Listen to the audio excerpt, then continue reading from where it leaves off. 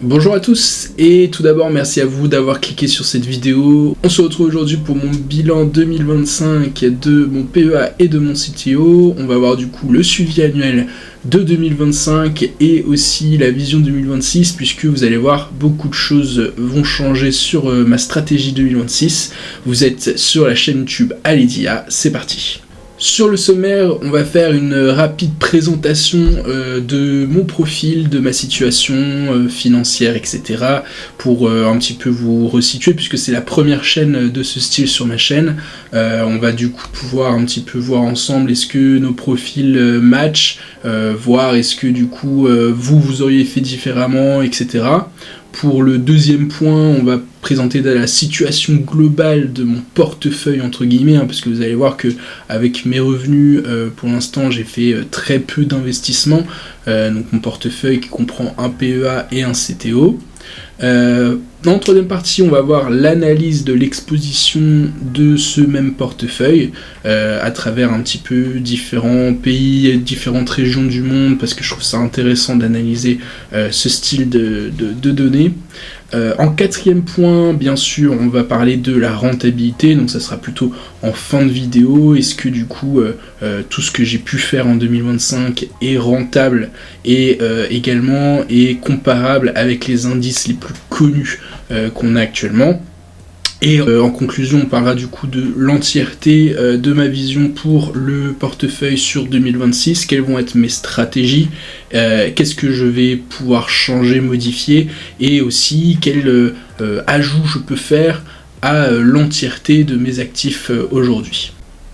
Et avant de commencer avec notre premier point, je voulais vous dire que vous aurez la possibilité d'avoir toute la fiche descriptive de tout ce que je vais vous dire avec l'entièreté des données et des commentaires qui sera téléchargeable normalement en description de la vidéo. Donc n'hésitez pas à me dire ce que vous en pensez, c'est totalement gratuit et au moins ça fera un petit récapitulatif si vous souhaitez avoir les éléments directement en fiche. Donc premièrement la présentation, donc mon profil, j'ai 30 ans actuellement, je vais avoir 31 ans cette année, je suis père de famille, je vais être père de famille puisque je suis marié et je vais avoir mon premier enfant cette année. Et comme tout le monde, je pense, on est un petit peu tous soucieux de ce qui se passe avec la retraite, notamment la retraite par répartition qui est actuellement en place du coup en France. Il faut savoir que nous, notre génération, on est un petit peu délaissé, on ne sait pas exactement ce qui va se passer pour notre retraite, donc ça marche très très bien pour nos parents et ça marchera sûrement moins bien pour nous. Et donc ce que je veux faire, c'est absolument avoir un matelas de sécurité, même si c'est pas du coup une rente permanente, je veux pouvoir me dire que j'ai de l'argent de côté qui a fructifié grâce aux intérêts composés et qui va me permettre d'anticiper un petit peu les mouvements un petit peu comme ça, un petit peu compliqués qui surviendront du coup pendant cette période. Également, je veux prendre en main mon avenir financier et celui de ma femme et de mon futur enfant. Pourquoi ? Parce que c'est très clair, aujourd'hui on est un petit peu tributaire de l'entièreté des établissements bancaires, on va dire. Il y a beaucoup moins de cash qui est en circulation. Demain, Trump décide d'attaquer le Groenland, forcément ça va avoir des impacts sur notre mode de vie européen. Et donc pour tout ça, il faut qu'on puisse du coup arriver à une sorte de consensus tous ensemble et se dire qu'il faut prendre en main chacun notre futur financier et ne plus dépendre d'un état-providence comme c'est un petit peu le cas en ce moment. Moi je me considère comme débutant en investissement. C'est très important, c'est-à-dire que tout ce que vous allez voir dans cette vidéo, c'est pas du tout des conseils en investissement, loin de là, et au contraire, j'ai envie de vous dire que si vous avez du coup des éléments à m'apporter sur des choses que j'ai peut-être mal fait, je suis vraiment preneur de vos avis, donc voilà. Le petit point quand même clé, c'est que mon PEA et mon CTO, je les ai créés en même temps, et je les ai créés en août 2025. D'ailleurs, je les ai créés sur Trade Republic. Vous aurez en lien de la description mon lien partenaire pour avoir du coup un bonus de 10 € à la création de votre compte. Ça me permettra également d'avoir ce bonus et comme ça, on sera tous les deux gagnants. Attendez quand même la fin de la vidéo pour savoir si Trade Republic correspondra à vos besoins, et je vous mets là en parallèle du coup l'entièreté des étapes qu'il faudra bien respecter pour qu'on ait tous les deux du coup accès à ce bonus. Ce n'est d'ailleurs pas du tout sponsorisé par Trade Republic, c'est simplement que j'utilise Trade Republic pour mon compte personnel et je trouve que l'interface est vraiment simple d'utilisation pour un débutant comme moi. Je me dis que ça peut également vous intéresser, donc n'hésitez pas. Donc c'est très récent pour moi, vous voyez je commence à 30 ans et vous allez voir que j'ai pas investi énormément, encore une fois, avec du coup mon enveloppe budgétaire que j'alloue à ce type d'actif. Petit rappel sur la différence entre le PEA et le CTO, donc surtout en 2025 parce que en fait la fiscalité elle va un petit peu changer à partir de 2026 avec notre merveilleux gouvernement. Donc, ça je fais ce point surtout pour les débutants et pour en fait les débutants un peu comme moi où à chaque fois je me suis posé cette question et je me suis dit on va un petit peu consolider nos connaissances et partir d'un bon pied puisque je pense que si ça vous intéresse vous pouvez vous abonner et derrière on continuera en fait à faire ce genre de vidéos. Donc pour le PEA, c'est le plan d'épargne dans l'action comme je disais, c'est une enveloppe qui permet d'investir sur les marchés boursiers, d'accord ? Attention par contre, c'est une enveloppe qui est exclusivement française, d'accord ? Donc ça veut dire que il n'existe pas dans d'autres pays. Je ne sais pas si vous regardez cette vidéo dans d'autres pays que la France, mais effectivement, pour vous, ça va être un petit peu moins intéressant de suivre ce compte. Il permet également seulement d'investir dans les produits de l'Union européenne. Pourquoi c'est important ? C'est-à-dire que si vous voulez investir dans Apple, vous ne pourrez pas le faire à travers le PEA. Donc demain je vais acheter une action Apple, vous verrez, il faut que j'utilise mon CTO pour ça. Ce qui est très intéressant avec le PEA, et c'est pour ça du coup qu'il existe en France, c'est que notre fiscalité française est assez floue et surtout assez dure. Il s'avère que du coup, si vous ouvrez un PEA ne serait-ce qu'avec 1 euro pour commencer, au bout de 5 ans d'ouverture, vous avez une fiscalité qui est réduite. Alors comme vous pouvez peut-être le savoir, en France on a ce qui s'appelle la flat tax. La flat tax qui regroupe et l'impôt sur le revenu et l'impôt sur les charges sociales. L'impôt sur le revenu est actuellement à 12,8 et l'impôt sur les charges sociales est à 17,2 de pourcentage. Ça veut dire quoi ? Ça veut dire que en soi, vous allez avoir du coup 30% de taxation, de fiscalité de l'État français que vous allez devoir, si vous vendez par exemple une action qui a gagné, j'en sais rien, 100 euros sur la période, donc ça c'est vos bénéfices, donc vous l'avez acheté, imaginons 100 euros, aujourd'hui elle vaut 200 euros, et en fait vous allez payer 30% de votre plus-value sur cette action. Donc au lieu d'avoir 200 euros à la fin, ce qui serait normal puisque c'est sa valeur, vous allez avoir plus que du coup 30% de moins des 100 euros, donc 170 euros. Donc voilà, ça c'est l'État français qui fait comme ça. C'est pour ça que c'est avantageux un PEA et qu'il faut l'ouvrir le plus tôt possible. Moi je l'ai ouvert à travers Trade Republic. Ce qui est bien c'est que quand tu l'ouvres sur Trade Republic, ils te fournissent gratuitement le premier euro. Et de cette façon en fait ça te permet de vraiment déclencher ces 5 ans. Et donc pour moi, le PEA sera totalement exclu des charges des impôts sur le revenu à partir du coup de la 5e année, à partir d'août 2030. Pour le CTO c'est pareil, c'est une enveloppe qui permet d'investir, c'est une enveloppe plus générale puisque du coup elle existe à travers différents noms mais dans plein de pays. Ça permet d'investir dans tous les produits existants, donc comme je prenais l'exemple d'Apple, ça permet d'investir dans ce produit-là, et également d'investir dans des fractions d'actions. On y reviendra, mais en fait, c'est vrai que le PEA ne permet que d'acheter des actions entières.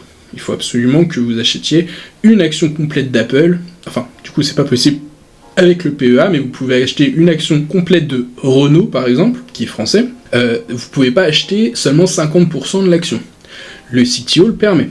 Il n'y a pas d'avantage fiscal par contre, si vous sortez les fonds, comme j'ai dit, avec votre plus-value, ou la moins-value du coup sera pas taxée forcément, mais surtout de votre plus-value, vous aurez la flat tax qui est à 30%. Et pourquoi je précise que c'est bien en 2025 ? En fait, il s'avère qu'en 2026, la flat tax va changer puisque on a une augmentation de 1,2%, si je dis pas de bêtises, sur les charges sociales. Pour la vue globale du portefeuille, donc on commence là à rentrer du coup dans les sujets un petit peu plus concrets. On a ici le tableau qui récapitule en fait l'entièreté de mes mouvements. J'ai indiqué du coup ici les comptes qui correspondaient du coup à toutes mes lignes. Donc on a le PEA et le CTO avec différentes lignes possibles. Donc quel type d'actifs j'ai acheté, donc ici soit une action, soit un ETF, d'accord ? J'expliquerai après ce que c'est un ETF. Ici c'est le libellé, c'est-à-dire soit la société dans laquelle du coup j'ai investi, ou alors du coup quel ETF correspond à la ligne, et le nombre de quantités que j'ai eu sur toute l'année 2025, c'est-à-dire entre août et décembre 2025. Il y a un petit peu de janvier parce que j'ai clôturé le truc au 1er janvier, vous allez le voir. Donc ici une action, qu'est-ce que c'est ? C'est, comme je pense tout le monde le sait, un petit bout de l'entreprise qui permet en fait d'être propriétaire en quelque sorte d'une fraction de l'entreprise. Et demain, si les résultats et si la valeur de l'entreprise croît sur les marchés, forcément, nous, notre part vaudra un petit peu plus. Alors pourquoi j'ai fait ces 3 acquisitions ici ? Alors, les 2 premières, c'était des actions que je devais absolument acheter. Les 3 premières, même avec BYD, c'était les 3 premières actions que je devais acheter pour avoir le bonus. Parce qu'il faut savoir que Trade Republic permet d'avoir un bonus, c'est-à-dire qu'il vous offre en fait une fraction d'action. D'accord, ça c'est eux par contre qui décident quelle fraction d'action ils vous donneront, et ça c'est déclenché à partir des 3 premières actions que vous achetez. Donc moi j'ai acheté en fait de manière un petit peu arbitraire des choses que je connaissais pas forcément, d'accord, à part BYD, c'est-à-dire qu'ABC Arbitrage, je savais pas ce que c'était et j'ai juste investi parce que ça m'a coûté 5,27€ plus 1€ de frais, donc 6,27€ au total, donc c'était très peu pour moi, et je me suis dit que c'était bien. En fait je voulais investir dans des très petites actions, juste pour pouvoir déclencher l'action offerte. Là j'ai trouvé encore une moins chère qui est une banque, une des plus grosses banques d'Europe, c'est Banco Sabadell qui est du coup une banque espagnole, qui m'a coûté 3,26€, donc voilà, j'en ai acheté qu'une seule à chaque fois. Et je me suis intéressé à BYD, ça c'est vraiment quelque chose par contre que j'ai acheté en mon âme et conscience, c'est-à-dire que je me suis dit que BYD c'était quelque chose que notamment Warren Buffett avait dans son portefeuille. D'ailleurs, si vous n'avez pas vu ma vidéo, j'ai fait une vidéo complète sur l'histoire de Warren Buffett, qui est pour moi le roi de la finance mondiale et qui a réussi à toujours battre les marchés. Il a dit que BYD ça pouvait être intéressant, donc moi je l'ai écouté, et surtout je m'intéresse beaucoup au marché chinois, on le verra dans ma stratégie 2026. Donc j'ai acheté cette action, on voit bien sûr que je l'ai acheté assez cher, j'ai acheté à 11,60€ plus 1€ de frais, que aujourd'hui la valeur elle revient à 10,75€, donc j'ai une moins-value latente de 14,68€. Moi, mon but, de toute façon, c'est de ne pas y toucher à cette action. Demain, je verrai d'ailleurs si j'en rachète, parce que du coup, c'est moins cher. Mais pour l'instant, en gros, ce que je veux pas, c'est la toucher. Je touche d'ailleurs globalement à aucune ligne de mon portefeuille, puisque moi, je suis quelqu'un de vision très long-termiste. Ensuite, on rentre du coup dans les ETF. Alors là, c'est intéressant, les ETF, pourquoi ? Parce que ça va prendre en fait, donc c'est des institutions comme Amundi ou BlackRock si vous connaissez, qui du coup vont englober, si vous voulez, une partie des actifs, soit d'une région, soit d'un marché spécifique, avec du coup l'idée de réduire les risques. Là par exemple, vous voyez que moi, je me suis exposé sur 2 actions européennes et une action chinoise, d'accord ? Je suis tributaire ici de BYD sur le marché chinois, c'est-à-dire que les moins 14%, je les prends d'un coup. Ici, l'ETF, qu'est-ce que ça fait ? Donc ici, c'est le MSCI China Tech en USD, accumulative, mais ça je vous expliquerai plus tard. Donc MSCI China Tech, qu'est-ce qu'il fait ? C'est qu'il a du BYD dedans, mais il a aussi beaucoup d'entreprises qui sont du coup en Chine dans la tech. Et qu'est-ce qui est intéressant ? C'est que son coût permet d'avoir du coup dans une même action, puisque c'est une sorte de part d'entreprise, mais qui va être fractionné sur l'entièreté des actions que le portefeuille a. Donc ici, j'en ai acheté pour 5 €, on peut voir que j'en ai acheté pour 5 €. Donc là, vous voyez qu'avec le CTO, ça permet de pas forcément avoir un en quantité. Moi, j'en ai acheté pour 5 €, mais l'action valait 4,64 €. D'accord ? Donc il s'avère que là, j'ai acheté 5 €, donc j'ai acheté pas tout à fait 1, j'ai acheté 1,0783. Et donc ma valeur individuelle de l'action, elle est un petit peu chutée de 1 centime, d'accord ? Donc ça fait une valeur totale de 5 €, ici j'ai rien perdu. Pourquoi j'ai acheté 5 €? Il s'avère que moi, je mets en place ce qui s'appelle du coup un DCA, qui va du coup me permettre d'investir régulièrement de manière automatique sur Trade Republic le montant que je veux dans les actions que je veux. Et donc j'avais mis 5 € juste pour tester l'ETF. Il me ponctionne 5 €, il m'achète mon titre, et derrière, qu'est-ce que ça fait? Et ben ça va faire automatiquement des achats récurrents selon ce que j'ai programmé, soit à la semaine, soit toutes les 2 semaines, soit une fois par mois, soit une fois tous les 2 mois. Et donc ici, on peut s'apercevoir que j'ai décidé de mettre 5 €, mais que ça m'a coûté 0 frais. Et ça c'est très important à savoir, c'est que sur Trade Republic, si vous faites du coup ce type de choses, donc un DCA, et ben vous allez en fait rien payer en termes de frais que ça va vous ponctionner du coup Trade Republic. Et donc c'est très intéressant, c'est-à-dire que l'entièreté de l'argent que vous mettez, ça correspond exactement du coup à la somme que vous allez avoir, soit en ETF, soit en action via les achats récurrents. Ensuite on passe du coup au premier ETF que j'avais acheté. Pourquoi je dis le premier? Parce que vous allez voir que c'est pas du tout ma plus grosse ligne. C'est-à-dire que j'avais commencé avec le MSCI World Swap PEA en euros. Ça permet quoi? Ça permet d'investir sur les plus grandes capitalisations au monde, englobées du coup dans un ETF, donc comme je vous expliquais, des petits bouts de chaque entreprise pour pas trop cher. Et cette ligne-là, elle est issue de BlackRock. C'est pareil, l'institut qui propose cet ETF. Je l'avais acheté à 5,71, on voit qu'aujourd'hui elle vaut 6,07, d'accord? Du coup, pour l'instant, j'ai une plus-value latente de 6,3%. Et on s'aperçoit que comme c'est un ETF, il faut en acquérir un au minimum pour un PEA. Et donc, on voit bien ici que j'en ai acheté un, même si c'était un petit peu plus cher que les 5 € que je voulais allouer. Ici, sur mon compte CTO, j'ai fait une petite erreur de débutant, c'est-à-dire que j'ai acheté une action Novo Nordisk. Novo Nordisk, moi j'y ai cru au moment où j'ai commencé à investir en août 2025. Pourquoi? Parce que ça avait dégringolé. C'est une société qui gère du coup des produits pharmaceutiques, et en fait ça avait dégringolé alors que le résultat était très bon. Donc moi ce que je me suis dit, c'est avant l'affichage des résultats semestriels, j'allais acheter une part à 39 €.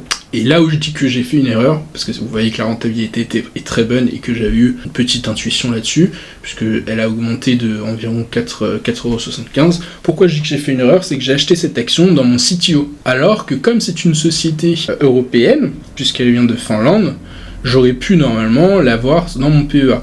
Sauf que j'ai mal lu la ligne et je l'ai investi dans le CTO. C'est pas grave, je vais pas la toucher, mais ce qui est chiant, c'est que du coup, demain, si elle vaut, j'en sais rien, 100 €, et je vais devoir payer 30% de flat tax sur ma plus-value. On passe à la ligne où j'ai le plus de positions, qui est du coup l'ETF Monde, donc le même que là-haut, mais c'est pas le même organisme qui le génère. C'est Amundi. Et donc je me suis dit que j'allais plutôt aller sur Amundi. Vous allez voir que j'ai changé mon fusil d'épaule depuis. Et donc du coup en fait ce que ça fait, parce que forcément vous allez dire, si l'ETF Monde il englobe en fait l'entièreté des actions du monde, comment tu peux l'investir sur ton PEA? Et en fait un ETF, ce que ça va faire, je vais pas rentrer trop dans les détails parce que même moi c'est pas ultra clair, mais ça va faire en fait une réplication de l'indice MSCI World. D'accord? Donc ça va pas être vraiment de l'investissement sur des actions du monde, comme Apple ou quoi que ce soit, puisqu'il y a forcément de l'Apple dans le MSCI World, ça va être une réplication européenne de l'indice monde. Et ça c'est très important, ça veut dire qu'il faut avoir confiance dans l'émetteur de cet ETF. Et donc BlackRock ils sont numéro 1, Amundi sont numéro 2, et donc moi j'avais décidé de partir sur Amundi, et on voit en fait que donc j'en ai acheté 19, c'est-à-dire ça représente les 19 semaines qui s'est écoulées entre août et décembre, pour une valeur totale de 100 €. Donc vous voyez, en quelques mois en fait on arrive facilement à 100 €, puisque j'en ai acheté une à chaque fois pour chaque semaine, et que la plus-value latente est de 3,2%. Je reviendrai un petit peu après sur les rentabilités. Et enfin, ma dernière ligne, c'est le World Water. Donc le World Water, ça c'est... Je l'ai mis ici, pourquoi c'est un petit peu grisé? C'est que ça ne m'a rien coûté, puisque c'était l'action qui était offerte à la suite des 3 achats d'actions précédentes. Donc vous voyez là, ça me représente du coup 0,27 dans mon CTO, 0,27 d'une action qui coûte 70 €. Donc ça aurait dû me revenir à 19 € si j'avais investi moi-même. Il s'avère que j'ai pas investi moi-même puisque c'était gratuit, que la valeur actuelle d'une seule action vaut 66 €, donc ça s'est un petit peu cassé la gueule, et que du coup la valeur totale qui m'a été offerte est de 18,18 €. J'ai mis quand même la rentabilité pour faire comme si du coup j'avais investi dedans, même si du coup ça c'est pas moi qui ai investi dedans. Et donc au total on se retrouve avec environ 192 € d'investis, en incluant du coup ça, sinon ça enlève environ 20 €, donc on a 171 d'investis, pour une rentabilité de 196 €, donc on a pour le moment du coup 2,37% de rentabilité sur notre portefeuille. On rentre maintenant un petit peu plus dans les détails de l'entièreté de ce portefeuille. Vous voyez qu'il n'est pas très gros, mais que mon exposition est assez, on va dire, hétéroclite. On a une répartition par pays de mon PEA et de mon CTO au 1er janvier qui est très exposée aux États-Unis, qui est la part la plus significative, puisque, pour rappel, dans le MSCI World, donc on a l'impression que ça englobe l'entièreté du monde, et bah non, il y a environ 70% des titres qui viennent directement des États-Unis. Dans le graphique, on s'aperçoit qu'en deuxième position, on a l'Europe, qui existe aussi dans mon ETF World, mais aussi à travers mes actions spécifiques, comme je vous l'expliquais, à travers Novo Nordisk, ABC Arbitrage et Banco Sabadell. En troisième position, on a l'Asie qui arrive un petit peu plus loin, notamment avec l'action offerte par Trade Republic, parce que l'ETF World Water est positionné à environ 12% en Asie. Et j'ai aussi ma nouvelle position sur la Chine à travers l'ETF qui représente 100% de cette action en elle-même. Et aussi du coup mon action qui était test de BYD, donc c'est pour ça que j'arrive quand même à un chiffre assez important de 14% sur l'entièreté de mon exposition, de mon portefeuille. J'aime pas forcément, donc on s'aperçoit aussi que l'Amérique latine vaut moins de 1% parce qu'ils sont dans le World également. J'aime pas forcément cette répartition parce que je trouve que pour l'instant je suis trop exposé à l'Europe pour moi.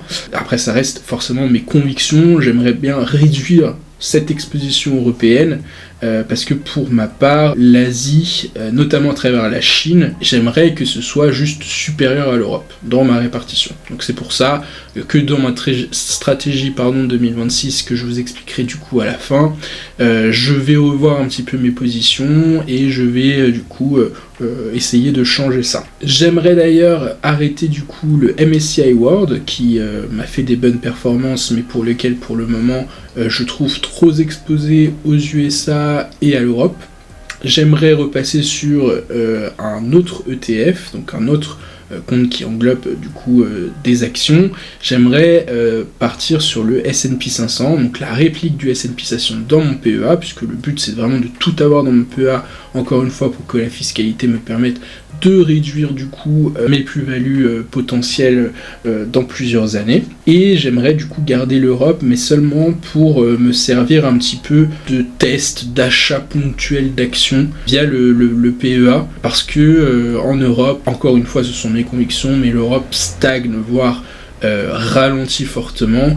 On s'en aperçoit forcément avec l'IA aujourd'hui, avec l'entièreté des taxations européennes qui peuvent avoir lieu dans le marché européen pour cette nouvelle technologie. On est tout le temps en retard, on a perdu cette vocation à l'innovation et à être les pionniers. On est sur des marchés qui sont quand même très vieux, qui sont le luxe et l'automobile. On s'aperçoit même que l'automobile, pour passer du coup à l'électrique, c'est très compliqué et tous les marchés du coup sont saturés. On est même plus troisième, je pense, parce que on a devant nous les États-Unis, après on a la Chine, et je pense qu'il y a d'autres pays émergents qui peuvent raviver du coup la troisième place. En tout cas la France pour elle-même, c'est sûr qu'elle n'est pas troisième, alors que c'est un de nos fleurons chez nous.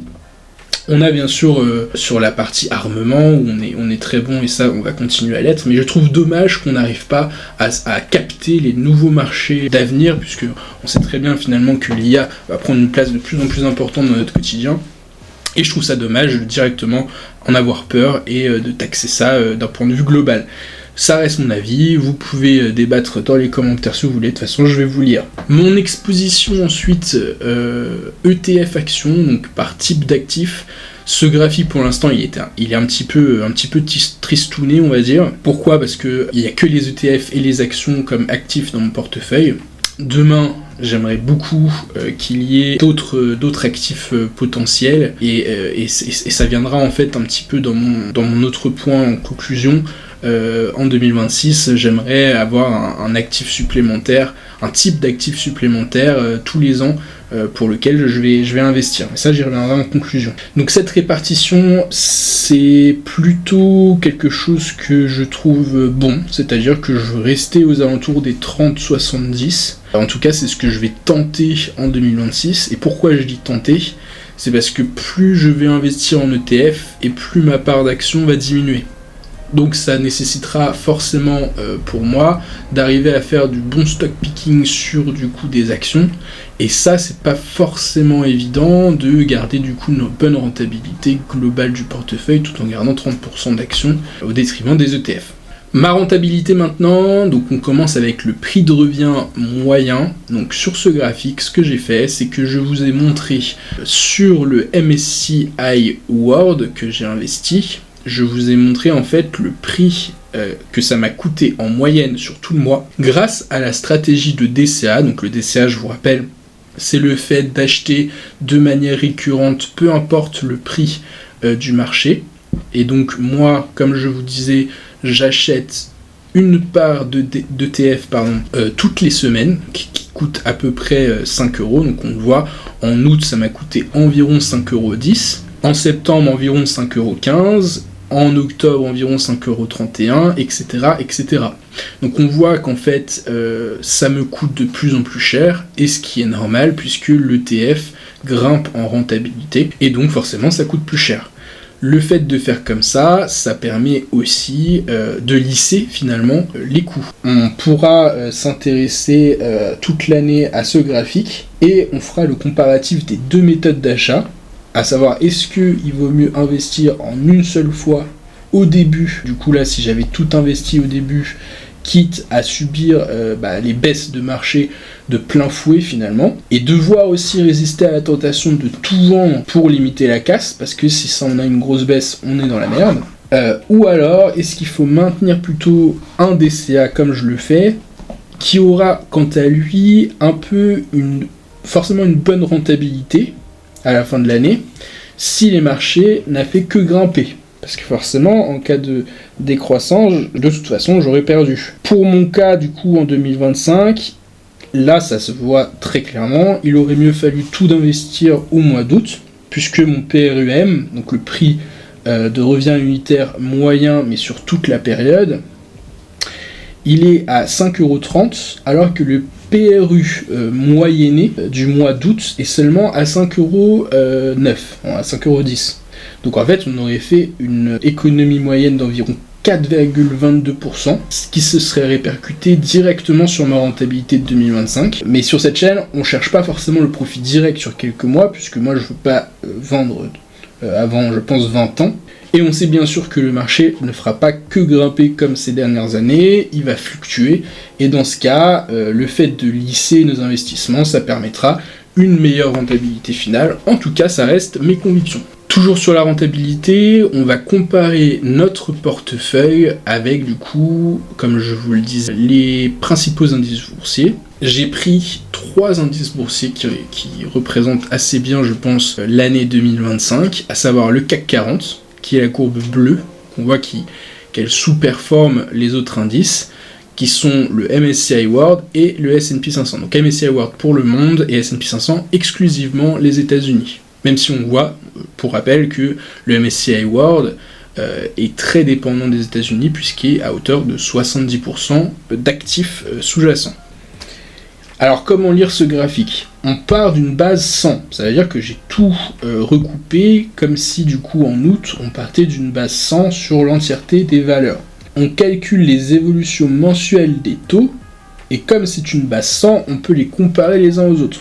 Donc là, on arrive facilement à voir les évolutions au fur et à mesure du temps. En analysant justement, on s'aperçoit que j'ai surperformé les indices globaux au démarrage de la période d'analyse, notamment, vous vous en doutez, grâce à ma position sur Novo Nordisk, je le redis, qui a fait du coup un bond juste après l'annonce des résultats trimestriels le 7 août 2025, affichant plus de 11 points versus mon achat. Ensuite, c'est beaucoup plus compliqué, on s'aperçoit que mon indice se décorrèle au fur et à mesure des mois, pour finir début janvier 2026 à seulement plus 2,16% sur la période, contre presque 10% pour les indices MSCI World et S&P 500 sur la même période. Alors pourquoi cette différence ? Cette nette même différence peut sembler étrange, puisque ma stratégie correspond à l'achat du MSCI World. Donc normalement, ma performance devrait être proche de cet indice. Et cet immense écart s'explique par le fait que l'ETF d'Amundi, sur lequel je suis positionné dans mon PEA, à hauteur de 100 €, comme vous avez pu le lire, c'est forcément une réplication de l'indice MSCI World. Et donc forcément, la performance de l'indice, elle est corrélée à la bonne gestion d'Amundi pour répliquer la tendance. Et on s'aperçoit que l'indice seul ne fait que 3% sur la période, alors qu'il devrait se situer autour des 10%. Donc c'est simplement dû finalement à, on va dire, une mauvaise gestion qui permet de moins bien répliquer l'indice sur toute la période, mais ça risque finalement un petit peu plus de se stabiliser et de retrouver un petit peu l'indice général avec le temps. Et enfin en conclusion, le premier bilan du coup qui est assez mitigé, vous l'avez vu, mais il est nécessaire je pense, puisque ça me permettra même de voir dans le temps un petit peu toutes mes erreurs. Je les ai déjà analysées pour la plupart, mais je pense que c'est nécessaire aussi d'avoir votre retour, donc encore une fois n'hésitez pas à me dire en commentaire ce que vous en pensez. Ma stratégie pour 2026 sur mon PEA, il est très simple, il est un plan d'épargne du coup à 68 €, vous le voyez ici, en globalité, et il se compose de 2 ETF, simplement, que j'ai choisi de ne pas investir du coup de manière hebdomadaire, mais ce sera 2 fois par mois, donc une fois toutes les 2 semaines. C'est le S&P 500 en majorité, d'accord, parce que finalement l'indice des États-Unis est tellement représenté dans le MSCI World que je veux spécifier du coup l'impact des États-Unis dans l'indice spécifique des États-Unis, le S&P 500. Et comme je crois beaucoup dans mes convictions au développement de la Chine, je souhaite aussi investir du coup dans ce nouvel actif qui est le PEA HSC EI China Euro. Voilà, donc c'est le seul indice, donc il n'y a que la Chine qui est représentée dans cet indice, dans cette valeur, et qui me permettra finalement d'avoir une position Chine assez conséquente sur 2026. Ça me permettra également aussi d'avoir du coup une part plus importante de la Chine et donc de l'Asie globalement versus l'Europe. Et donc pour le reste de mon PEA, comme je le disais, je veux garder du coup une bonne répartition de mon exposition. Et donc en faisant ce schéma un petit peu récapitulatif de ma projection sur 2026, ce que je veux absolument c'est aussi garder une part d'Europe, puisque ça reste un marché quand même développé, à travers du coup des actions comme j'expliquais, mais qui seront directement investies dans mon PEA. Bien sûr, ce modèle-là, il sera à réajuster s'il y a trop de variations sur l'année. Je peux par exemple un petit peu réduire du coup mon exposition sur la Chine si par exemple la Chine décide d'attaquer Taïwan et que les marchés réagissent de manière très virulente. Et pour ce faire, je veux faire un bilan mensuel sur cette chaîne que vous pourrez suivre à chaque début de mois de l'entièreté de ce portefeuille, et on reprendra un petit peu les éléments clés du portefeuille, comment les indices réagissent et surtout est-ce que du coup ma stratégie fonctionne au fur et à mesure des mois, et on fera bien sûr un bilan comme celui-ci à la fin de l'année 2026, début 2027. Je veux aussi du coup investir dans un nouveau type d'actif tous les ans. Donc pour 2026, je pense que ce sera l'or. Il faut savoir que historiquement, l'or est une valeur refuge, mais qui normalement croît de manière exponentielle quand les marchés boursiers s'effondrent. Or là, ce qu'on s'aperçoit depuis quelques mois, même depuis au moins 1 an et demi, c'est que l'or croît en même temps que les marchés financiers. Donc il y a quelque chose qui se passe là, et on parle beaucoup de bulles financières liées à l'IA. Finalement, ce que moi je prévois, c'est peut-être une explosion de la bulle IA dans quelques temps. D'ailleurs, Michael Burry, celui qui avait anticipé du coup le crack de 2008, pour laquelle d'ailleurs je vais faire ma prochaine vidéo sur son histoire, et Michael Burry a investi massivement sur le fait que la bulle va éclater incessamment sous peu. Et qui dit du coup crack boursier, dit forcément que l'or va grimper. Donc pour moi, ça reste la valeur refuge par excellence. J'ai aussi du coup des actifs en crypto-monnaie. D'ailleurs, j'ai une plus grosse position en crypto-monnaie puisque j'ai investi depuis plus longtemps en crypto-monnaie que dans les actions. Et donc ça sera l'objet d'une autre vidéo si ça vous intéresse. Et enfin, augmentation de l'investissement selon notre futur pouvoir d'achat avec ma femme. Bien sûr, du coup, les 5 € par semaine, c'est bien gentil. C'est forcément quelque chose qui est déjà pour commencer, pour tester. Demain, les positions du coup à 100 € au bout de 5 mois, j'espère que ça sera des choses que je pourrai au moins mensualiser. Donc voilà. Je vous ai un petit peu fait l'entièreté du topo sur ma situation et sur mon portefeuille. Je suis vraiment intéressé par vos retours pour savoir un petit peu qu'est-ce que vous en pensez. Vous n'êtes bien sûr pas du tout obligé de vous abonner à cette chaîne, mais si vous voulez suivre l'évolution, n'hésitez pas quand même à le faire, ça vous permettra directement d'avoir la notification. C'était Aledia, merci beaucoup et à très vite pour une nouvelle vidéo.